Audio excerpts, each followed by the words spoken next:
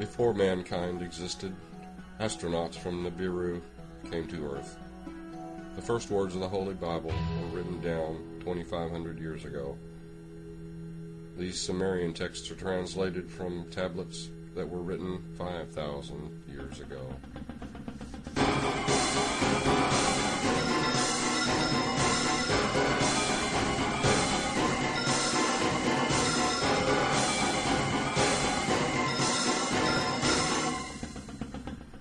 In the beginning God created the heaven and the earth was without form and void, and darkness was upon the face of the deep, and the Spirit of God moved upon the face of the waters. And God called the light day, and the darkness he called night, and the evening and the morning were the first day. In silence did Alalu Ea embrace, with tears of joy his eyes were filled. To all who had arrived, Alalu words of welcome spake. To all who were assembled, Ea words of command spoke. Here on earth I am the commander, he was saying. On a life or death mission we have come. In our hands is Nibiru's fate.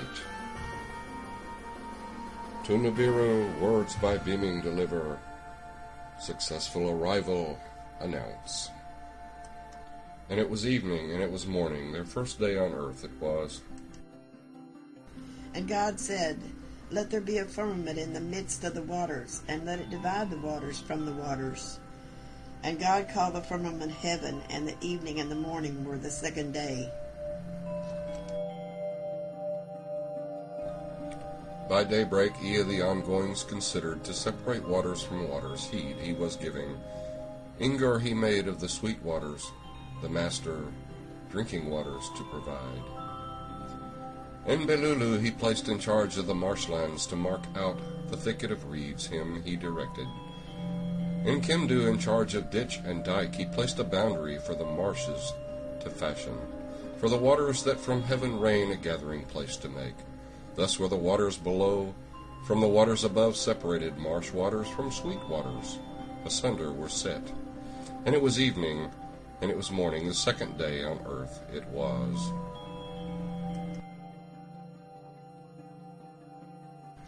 And God said, Let the waters under the heaven be gathered together unto one place, and let the dry land appear. And it was so.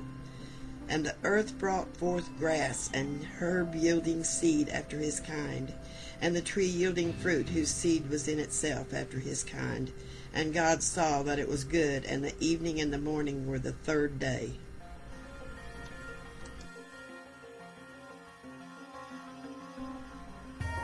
When the sun, morning announced, the heroes their assigned tasks were performing. With Alalu, Ea to the place of grass and trees his steps directed.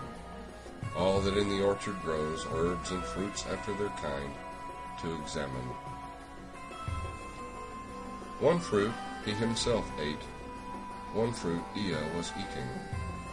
Of food that grows by its good distinguished Ea, the hero Guru, put in charge. Thus were the heroes water and food provided. Satiated they were not. And it was evening, and it was morning, the third day on earth it was.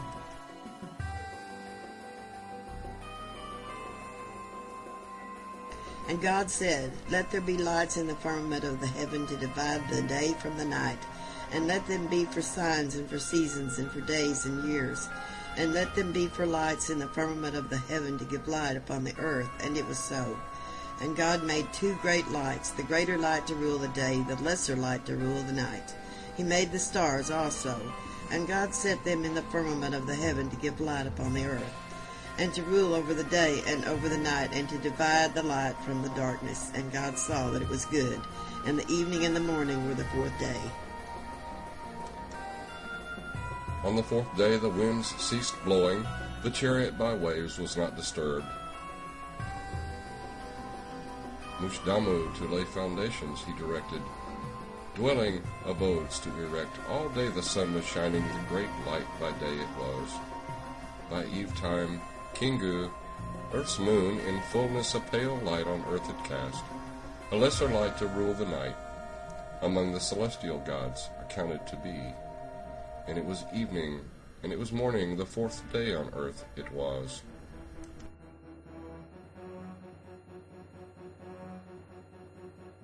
And God said, Let the waters bring forth abundantly the moving creature that hath life, and fowl that may fly above the earth in the open firmament of heaven.